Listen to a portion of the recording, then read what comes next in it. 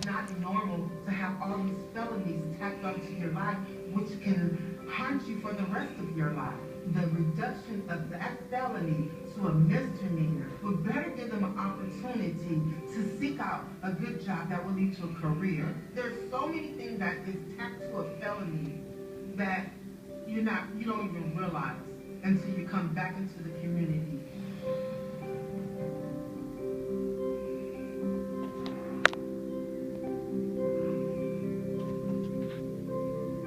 I think that everybody deserves a second chance. I made a lot of mistakes when I was younger, but I'm older now, I'm a grandfather now.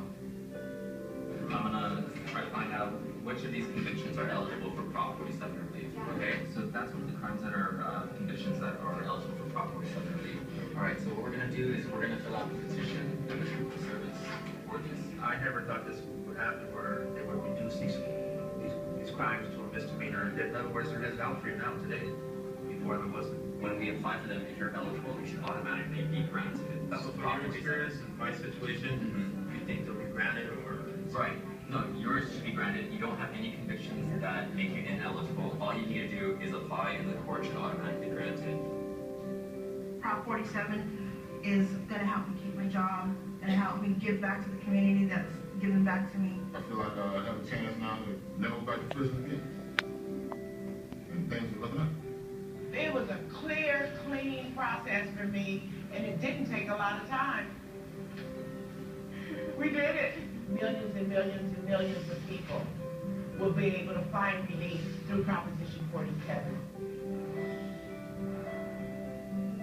Do Prop 47. What's the worst that can happen? It's real. There's nothing fake about it. And it might be a good thing that I didn't, because I know God ain't done with me.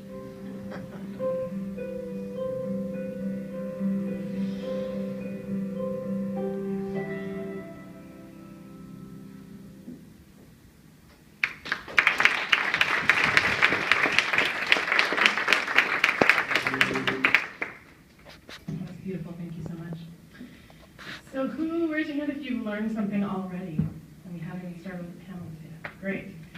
So raise your hand if you're here representing a health funder, a mental health funder, education, homelessness, what else? Employment.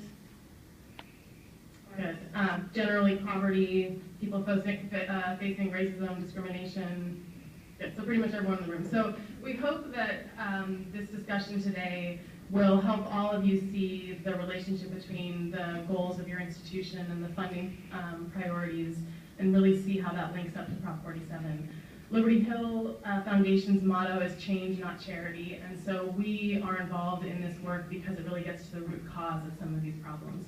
And we're part of a team assembled by the California Endowment, together with the New Way of Life and Californians for Safety and Justice and others, and part of our role is to really shift the narrative. And we were talking earlier about the way this is being portrayed in the media and perceived by the public, that it's really a negative, but also that it's really about crime and whether people are getting punished or not, and are punished enough or not, and what people who should be in prison are getting let out, and it really becomes all about that. And really, as folks have already said, it's largely about a lot of people who want to go to work.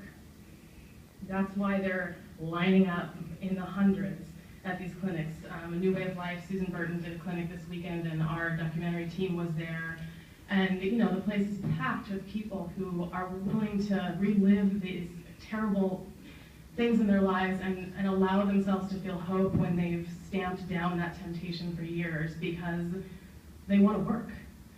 We were with one woman, Donna, for most of the day, who is 55 years old. Her conviction is decades old, and she has spent all of these decades turning her life around in every possible way, overcoming substance abuse, managing her poverty, rebuilding her relationships with her family, and yet she can't really get her life together because she can't get a job because she has this conviction that is decades old. And at 55 years old, first you're confronted with sort of the devastation of a life largely wasted, and then you see the hope in her eyes, and really her hope is that she thinks she could, for the next 20 years, work and support herself and support her family and contribute to her community.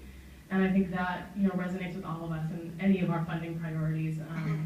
I hope we can see the alignment there. And it's about transforming individual lives, but it's also about transforming Los Angeles, transforming our economy, building a prosperous Los Angeles, and that's the only way to do that is if people have an opportunity to work.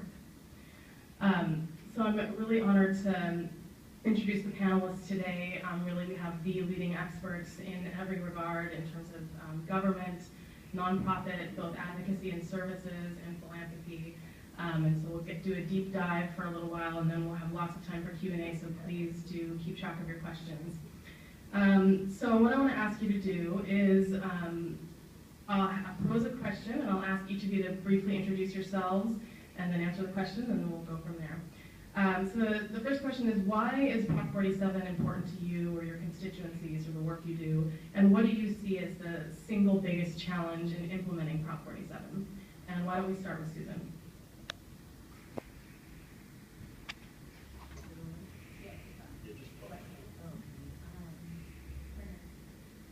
Prop 47 is important to me for... It's not on. It's not on. So Prop 47 is important to me for multiple reasons. I'm going to go back a little bit. I was born not far from here in a place called Aliso Village. And through Aliso Village, there was just a lot that went on. And a lot that I had to bear in my childhood growing up. And but I got through it. So in 1981, my 5-year-old son, KK, was accidentally killed by a police officer, and it was just like the straw that broke the camel's back. And I grieved. There was a lot of pain, a lot of confusion, a lot of anger, and I began to take drugs, medicating that grief. And so I was sentenced to prison, and I was sentenced to prison for possession of a controlled substance.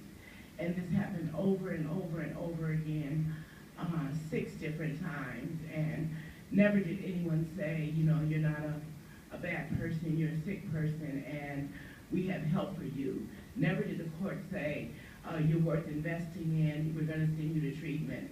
They always sent me to prison, and emerging from prison, I would get off a bus downtown Skid Row with $200 in my pocket and try to make a life from there, and I felt misery over and over again until I found help.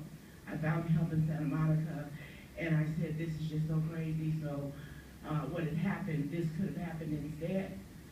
And I came back to my community in South LA, and I began to help other women like me who were getting off that bus downtown Skid Row with $200 trying to make a life.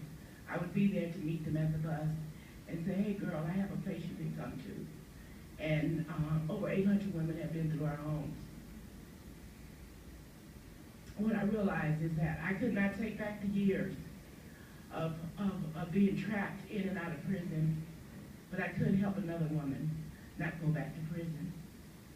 I couldn't bring my son back. I couldn't bring KK back, but I could help another woman reunite with her child. And even though all of this was happening, and it was good, but it just wasn't enough. And I met Lenore last year. And I was really skeptical when I saw Lenore. I mean, I was skeptical, but after I heard her, and I understood Proposition 47, this is what we've been waiting for, relief. After 40 years of get tough, hard on crime laws being introduced, punishment, punishment, punishment, punishment. This was a whole turnaround from what had been happening. And I had been to the legislature too. And I saw nothing was happening up there. So this voter initiative, after I understood it, after I read it, after I listened and understood what it was going to do, I was all in. We knocked on doors, we, got on radios, we held community events. We needed to pass this, and we did overwhelmingly. Not just me, but everybody. I want to thank Community Coalition, Endowment, all the other funders that invested in this to make it happen. So as a service providers provider. The women I work with, the people I work with, they are more eligible. They are eligible for this Prop 47, which makes them more employable, makes it easier for them to reunite with children, makes them able to get licenses. It just spreads out in that area. As an advocate, we want that money. We want that money invested in victim services and rehabilitation in schools. We want a turnaround investment out of corrections and into rehabilitation, into our communities. And as a consumer, you know, I went to the court. I got my Prop 47 done. You know, I'm going to take it further and try to expunge it from my record. But before now, anytime you went to prison, you had that felony rolled on your back and you were weighted down with it for the rest of your life. Through Prop 47, I can get it up off of me. And you know, that's just relief. I don't think I should continue to be punished. I don't think the hundreds of thousands of Californians should continue to be punished. I mean, we did our time. We paid our debt. It's questionable if we should have ever done time, if I should have ever been handcuffed instead of directed to community services, but thus I was. You know, I'm done. So you know, end the punishment, implement Prop 47 to its fullest, and I hope that all of you out there will invest in Prop 47. We have about 25 more months for the implementation. I hope that you will support the implementation of Prop 47. I probably went over enough. That was perfect. Thank you.